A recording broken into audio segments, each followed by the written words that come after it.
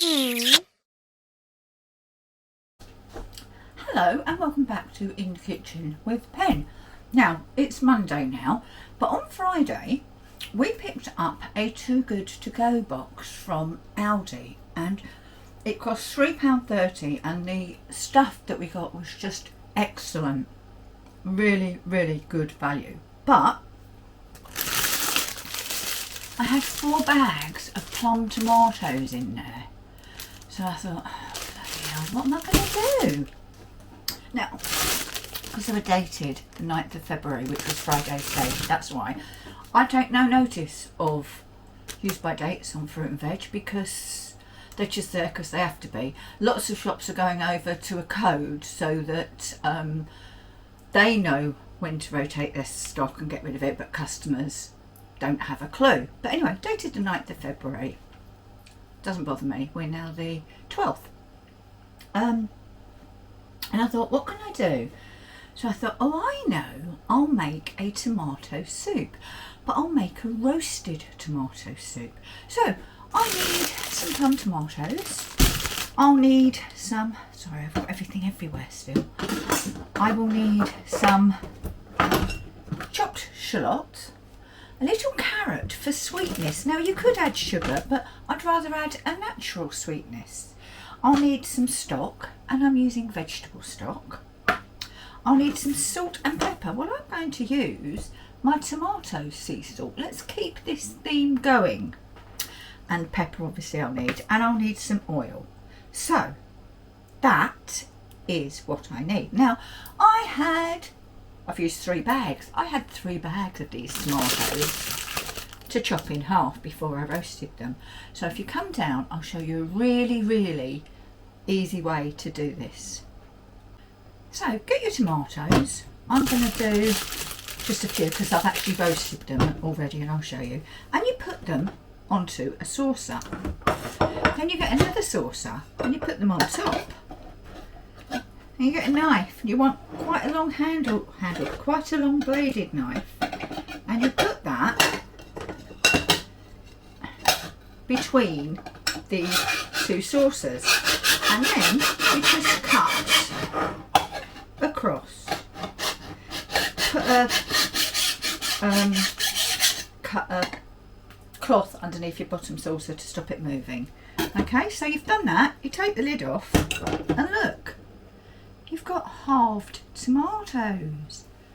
And there's a few that I did earlier just to make sure that knife was a good one. They're not going to go to waste, don't worry about that.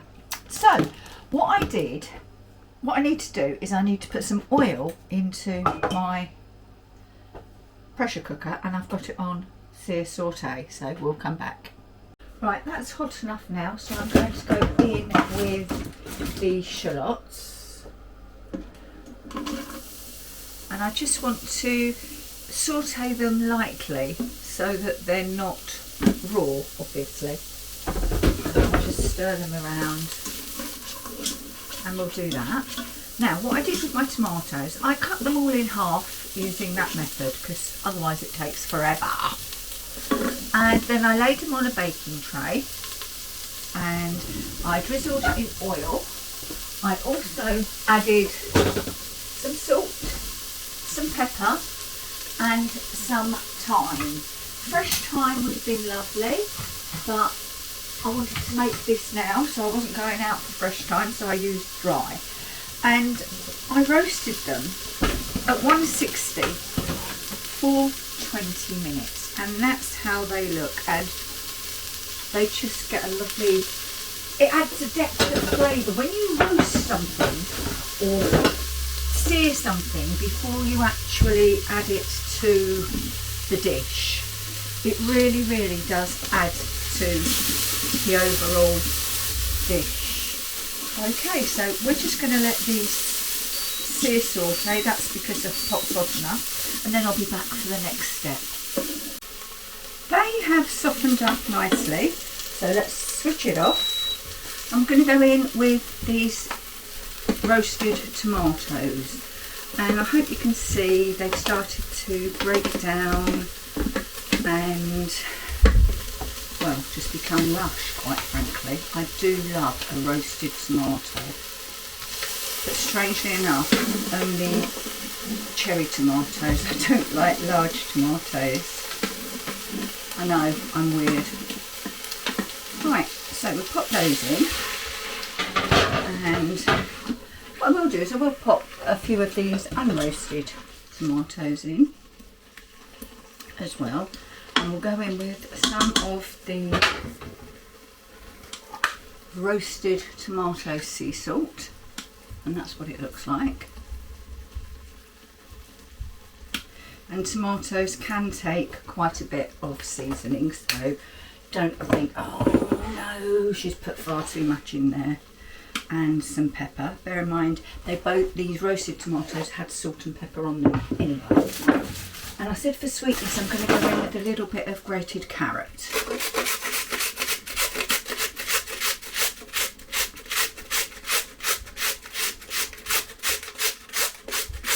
Oops.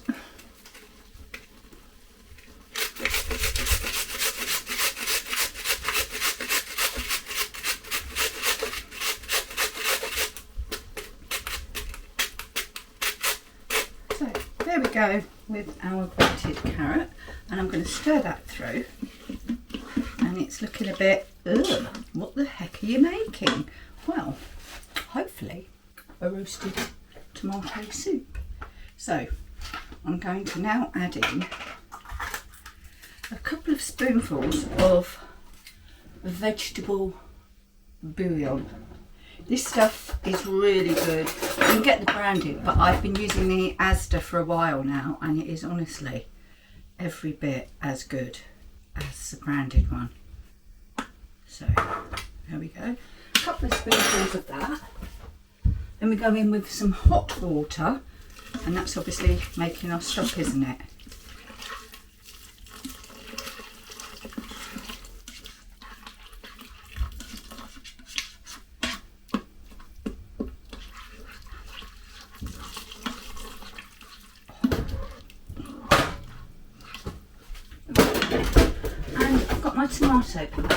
My tomato powder here, and this is just dried tomato, so you could use tomato puree, but this is jolly good.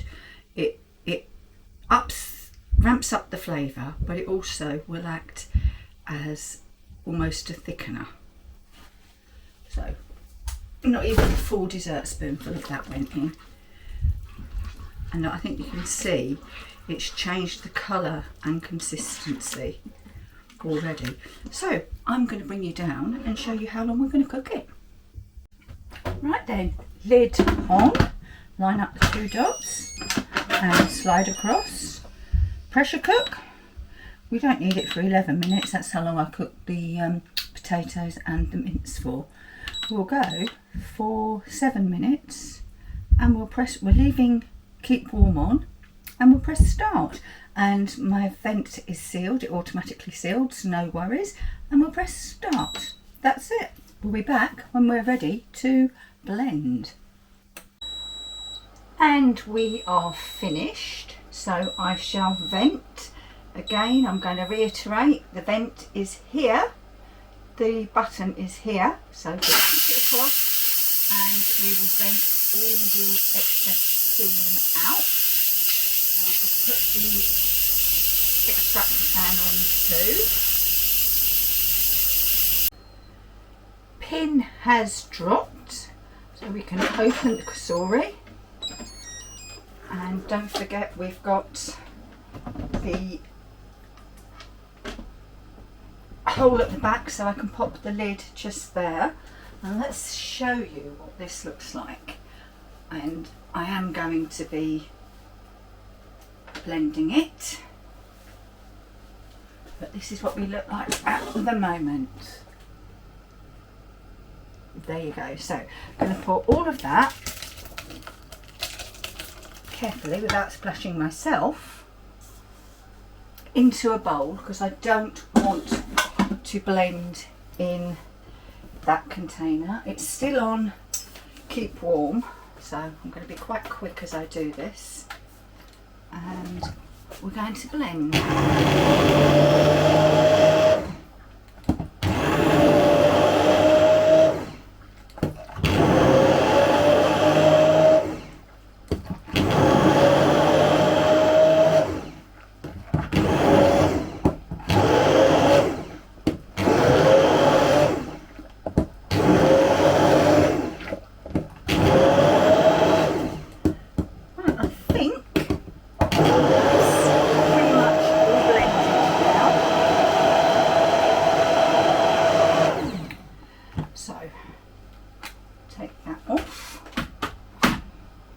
In the sink, and now I need to taste it just to see if it needs any more seasoning or any more. Well, look, it doesn't need thickening, does it? So that's one good thing.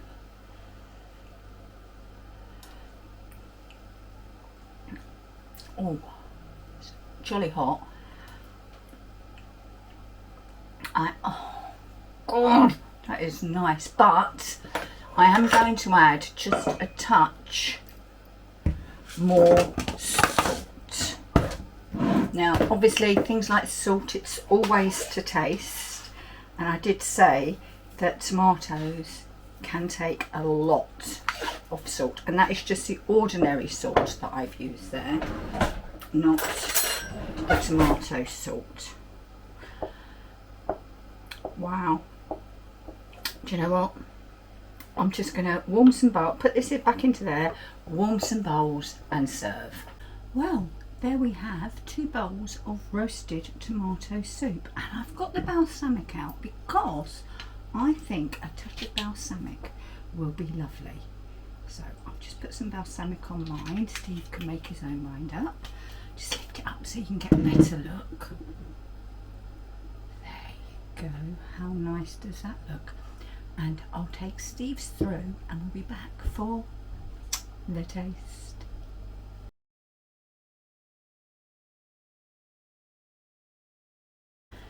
Now, of course, you could have put a swirl of cream on here, a little bit of olive oil. It's your soup. Do it your way. But I thoroughly recommend roasting. Oh my God, that is bloody lovely. Roasting those tomatoes first. You can roast your tomatoes straight directly into your Cosori. That's not a problem. I explained why I didn't. But oh, I'm going to get big bread.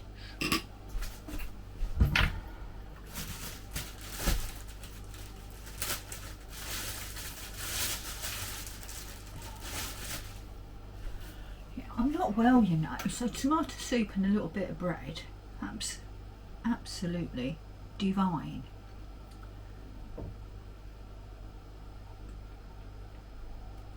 Oh, should have just done a cheese toasty with this. That would have been our dinner. But what does they say? Hindsight's a wonderful thing. Oh, superb. Right. Tomato powder, purely tomatoes dried out, blitzed, nothing else in there. In my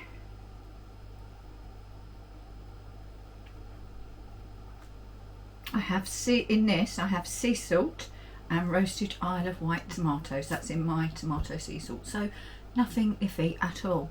And I did get them from Isle of Wight tomatoes, so take a look. If I remember, I'll put a link in the description. But please make this soup. Roast the tomatoes because you will get that flavour. And thank you for watching, and I'll see you again very soon in the kitchen with Pen. Bye bye.